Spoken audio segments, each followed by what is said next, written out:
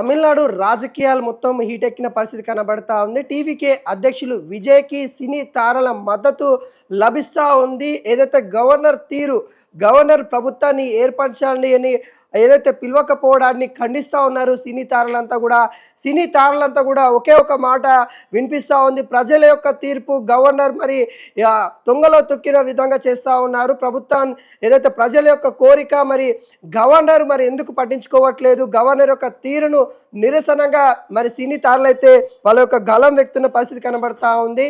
Twitter వేదిక వాళ్ళ యొక్క ఏదైతే భావన ఏదైతే ఉంటుందో తెలుపుతున్న పరిస్థితి కనబడతా ఉంది. ఇప్పటికే ప్రకాష్ రాజ్, అదేవిధంగా కమల్ హాసన్, నటుడు హీరో విశాల్ కూడా ఇవే వ్యాఖ్యలు చేస్తున్న పరిస్థితి కనబడతా ఉంది.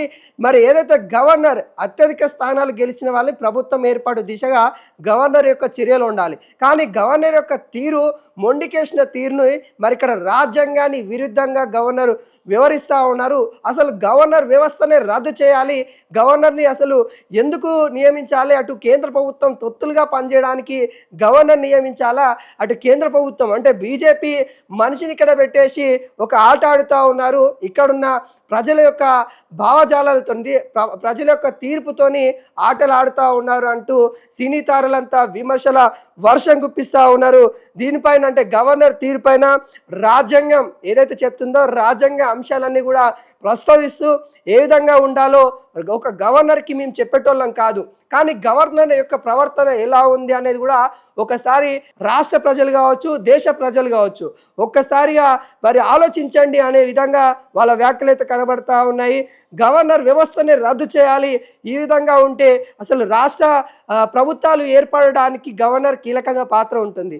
ఆ పాత్ర ఏదైతే ఉంటుందో దాంట్లో భాగంగానే మరి గవర్నర్ తీరు కూడా అసహనం వ్యక్తం చేస్తూ సినీ తారలంతా మాట్లాడుతున్న పరిస్థితి కనబడతా ఉంది. విజయ్కి మద్దతుగా కమల్ హాసన్, ప్రకాష్ రాజ్, విశాల్ లాంటి సినీ తారలంతా కూడా దిగి వచ్చి మాట్లాడుతున్న పరిస్థితి కనబడతా ఉంది. ప్రభుత్వం ఏర్పడాలి, విజయ్ ప్రభుత్వమే ఉండాలి, ప్రజల యొక్క కోరిక అది, మా యొక్క కోరిక కాదు, ప్రజల యొక్క కోరిక.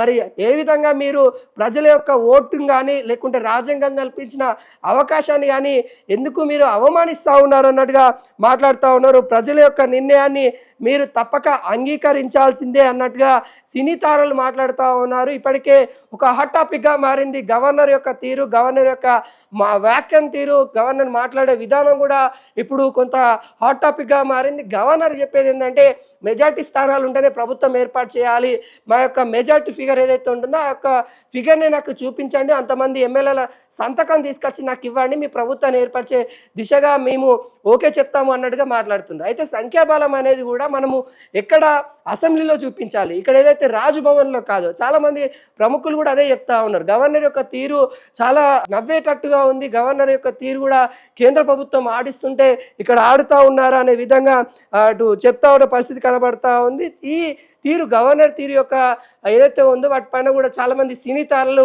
చాలామంది అయితే అసంతృప్తి అయితే వెల్లడిస్తూ ఉన్నారు. ఇటు సినీ తారలతో పాటు ఇటు ప్రజలు కూడా అంతే అసంతృప్తిగా ఉన్న నేపథ్యం కనబడతా ఉంది. ఈ అంశం పైన టీవీకి అధ్యక్షులు విజయ్ గారు అయితే అటు సుప్రీంకోర్టుకి వెళ్ళే అవకాశాలు అయితే కనబడతా ఉన్నాయి. సుప్రీంకోర్టుకి వెళ్ళి మరి యొక్క తీర్పు దాదాపుగా గతంలో వచ్చిన తీర్పు కూడా మనం చూసినట్లయితే మెజార్టీ స్థానాలు ఎవరైతే ఉంటారో వాళ్ళకు ప్రభుత్వం ఏర్పాటు చేసే దిశగా ఒకవేళ ఇలా ఏర్పడినప్పుడు కూడా హంగులో ఎవరైతే ప్రాథమికంగా అత్యధిక స్థానాలు గెలిచారో వాళ్ళకి అవకాశం కలిగించాలి. తర్వాత అవకాశం తర్వాత వాళ్ళ యొక్క మెజార్టీ స్థానాలు ఎన్ని ఉన్నాయి ఏంటి అనేది కూడా అసెంబ్లీలో వాళ్ళ యొక్క సంఖ్యా బలాన్ని ప్రదర్శించాలి. అప్పుడు ఆ ప్రభుత్వం కొలుతీరుతుంది. కానీ గవర్నర్ అలా కాకుండా ముందే సంఖ్యాబలాన్ని చూపించండి అనే విధంగా వ్యాఖ్యలు చేస్తున్న తీరును సినీ తారలు అయితే ఖండిస్తూ ఉన్నారు. సినీ తారలు కూడా కొంత మండిపడుతున్న పరిస్థితి అయితే కనబడతా ఉంది. తమిళనాడు ప్రజలకి మద్దతుగా, విజయ్ గారికి మద్దతుగా సినీ తారలు వస్తున్న పరిస్థితి అక్కడ నెలకొంది.